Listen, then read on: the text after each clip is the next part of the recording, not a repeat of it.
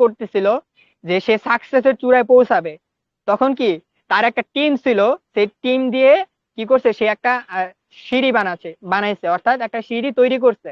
সেই সিঁড়ি তৈরি করে সে ওইখান থেকে আস্তে আস্তে উপরে উঠতে উঠতে সে সফলতার চূড়ায় পৌঁছেছে। এখন যারা বলেন যে ভাই আমি টিম বিল্ড আপ করতে পারবো না, তাদের জন্য এই ভিডিওটা, একটু ভিডিওটার দিকে একটু ফোকাস দিবেন।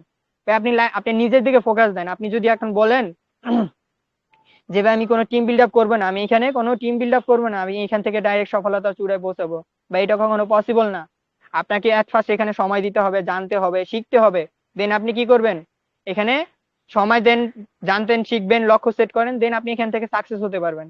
এখন যেটা যেটা মূল কথা, অর্থাৎ যেটা আমাদের বললো আজকে দুপুরবেলা মিটিং এ, যে আমাদের সামনে কি বিলিয়নিয়র প্রোগ্রাম আসতেছে, যেটা দিয়ে আমরা এখান থেকে অনেক কিছু আর্নিং করতে পারবো। অনেক আপনার প্রোগ্রাম গুলো আসতেছে, আপনার কেবল আমাদের কি